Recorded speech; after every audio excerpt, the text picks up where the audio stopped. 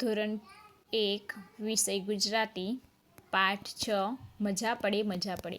અગાઉ આપણી પાઠ્યપુસ્તકમાં પાઠ 6ની માહિતી મેળવી ગયા છીએ. હવે આજે આપણે સ્વાધ્યાય પોથીમાં પાઠ 6ની માહિતી મેળવીશું. સૌપ્રથમ કવિતા આપેલી છે. એ કવિતા પાઠ્યપુસ્તકમાં પણ આપેલી જ છે. ફરીથી એકવાર યાદ કરી લઈએ. એક વર્ષની 3 ઋતુઓ 3 ઋતુઓ. શિયાળો, ઉનાળો, ચોમાસું. શિયાળામાં ઠંડી બહુ પડે. તાપણી તાપવાની મજા પડે. સ્વેટર પહેરવાની મજા પડે. ટોપી પહેરવાની મજા પડે. વસાણા ખાવાની મજા પડે. એક વર્ષની 3 ઋતુઓ 3 ઋતુઓ. ઉનાળામાં ગરમી બહુ પડે.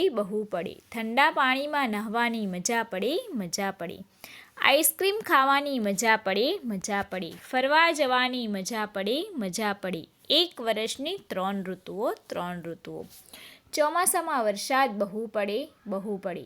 છત્રી ઓઢવાની મજા પડે. રેનકોટ પહેરવાની મજા પડે. પલળવાની મજા પડે. એક વર્ષની 3 ઋતુઓ.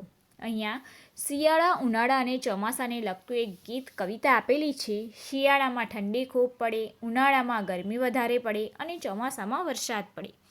3 ઋતુમાં અલગ અલગ અનુભવ થાય છે. શિયાળામાં ઠંડીથી બચવા આપણે ટાપણું કરીએ, સ્વેટર પહેરીએ, ટોપી, મફલર, હાથના મોજા, પગના મોજા પહેરીએ છીએ, જેના કારણે આપણને ઠંડી સામે રક્ષણ મળી રહે. અને કેટલાક લોકો વસાણા એટલે કે મેથી પાક, ખજૂર પાક, અડદ પાક પણ ખાય છે, જેના કારણે આપણા શરીરમાં ગરમી ઉત્પન્ન થાય અને ગરમીના કારણે આપણને ઠંડી ઓછી લાગે.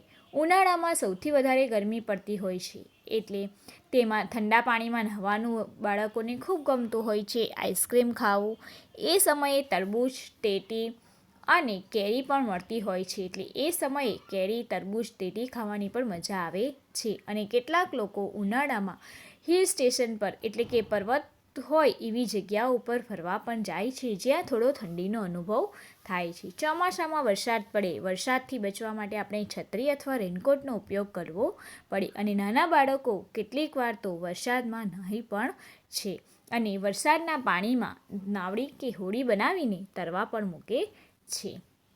પ્રશ્ન 2. નીચેના પ્રશ્નના મૌખિક ઉત્તર આપો. અહીં 1 થી 10 પ્રશ્નો આપેલા છે. એ પ્રશ્નોના માત્ર શબ્દમાં જ જવાબ લખવાના છે. એ પ્રશ્નની બાજુમાં મેં જે રીતે જવાબ લખ્યા છે એ જ રીતે દરેક વિદ્યાર્થીઓએ પણ લખવાના રહેશે નોટમાં. વર્ષમાં કેટલી ઋતુ હોય છે? સૌપ્રથમ પહેલી લીટીમાં સવાલ લખવાનો, ત્યાર પછી નીચે જવાબ લખવાનો 3. બીજો સવાલ, ઠંડી કઈ ઋતુમાં પડે છે? શિયાળામાં. ગરમી કઈ ઋતુમાં પડે છે? ઉનાળામાં. વરસાદ કઈ ઋતુમાં પડે છે? ચોમાસામાં. રેનકોટ કઈ ઋતુમાં પહેરાય? ચોમાસામાં. ઋતુઓ કઈ કઈ છે? શિયાળો, ઉનાળો અને ચોમાસું. આ મુખ્યત્વે 3 ઋતુઓ છે. તમે સ્વેટર કઈ ઋતુમાં પહેરો છો? શિયાળામાં. તમે ઉનાળામાં શું ખાઓ છો? આઈસ્ક્રીમ, ઠંડા પીણા, કેરી, તરબૂચ, શક્કરટેટી વગેરે ખાવું જોઈએ, જેના કારણે આપણા શરીરમાં ગરમી જે ઉત્પન્ન થાય છે તેનાથી રાહત મળે.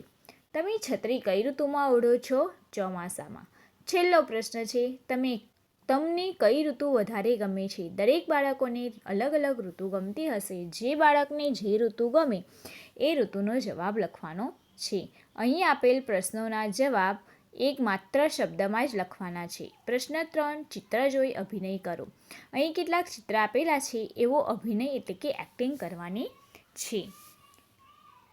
પ્રશ્ન 4. કવિતા વાંચો અને ગાઓ. શિયાળો મજાનો શિયાળો, શિયાળો તાજગીનો ફુવારો.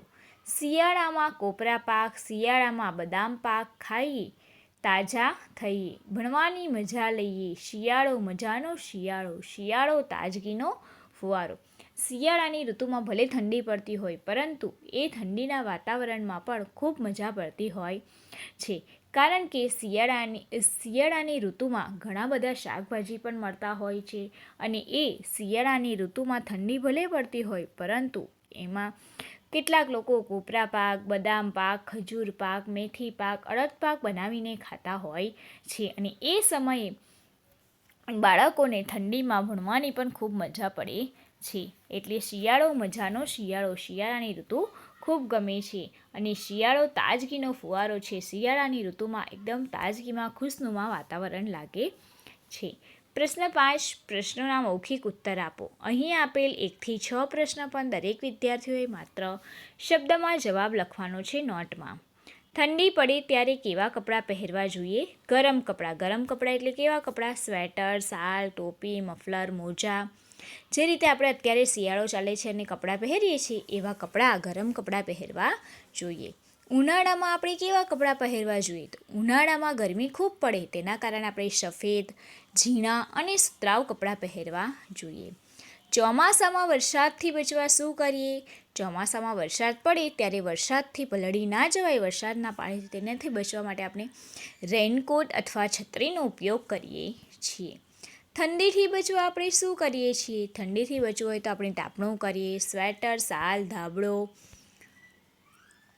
ત્યાર પછી હાથના મોજા, પગના મોજા વગેરે પહેરીએ છીએ જેના કારણે આપણને ઠંડી લાગે નહીં. કપડાં સ્વચ્છ રાખવા શી જાળવણી કરવી જોઈએ? કપડાં આપણા પહેરેલા ચોખ્ખા રાખવા હોય તો આપણે ગમે તેવા ગંદા હાથ એ કપડાં સાથે લૂછવા જોઈએ નહીં અને રોજે રોજ આપણે આપણા કપડાં ધોવા નાખવા જોઈએ. શિયાળામાં તડકો કેમ ગમે? કારણ કે શિયાળામાં ઠંડી હોય અને ઠંડીની ઋતુમાં ગરમ વાતાવરણ આપણને ખૂબ ગમતું હોય છે અને તડકો પણ આપણને ગરમી આપે છે. તેના કારણે શિયાળામાં આપણને તડકો ગમે છે. નીચે આપેલા શબ્દ તમારા મમ્મી પપ્પા તમને સંભળાવશે અને ત્યાર પછી તમારે એ શબ્દ બોલવાના છે. સાંભળીને દરેક વિદ્યાર્થીઓએ બોલવાના છે. પ્રશ્ન 8 ટપકા જોડી ચિત્ર બનાવી રંગ પૂરો. અહીં ટપકા આપેલા છે એ ટપકા દરેક વિદ્યાર્થીઓએ બરાબર પેન્સિલથી જોડવાના છે અને એ જોડાઈ ગયા પછી એના ઉપર બોર્ડર કરવા માટે તમે બ્લેક કલર અથવા તો બ્રાઉન કલરનો એટલે કે કથ્થઈ કલરનો ઉપયોગ કરી શકો છો. ત્યારબાદ ટપકા થઈ ગયા બાદ દરેક વિદ્યાર્થીઓએ વાદળ, છત્રી, નાવડી એમાં રંગ કરવાનો છે. અહીં આપેલા છે સરખા શબ્દ જોડો. એક લીલા બોક્સમાં જે શબ્દ આપેલા છે એવા જ સામે પણ કેસરી બોક્સમાં શબ્દ આપેલા છે. જે સરખા શબ્દ હોય એ સરખા શબ્દોને જોડવાના છે. ઓળખો અને રંગ પૂરો. દરેક વિદ્યાર્થીઓએ અહીંયા જે પ, ડ, ટ, અણ આપેલું છે એમાં મનગમતો કોઈ પણ રંગ કરવાનો રહેશે. Thank you.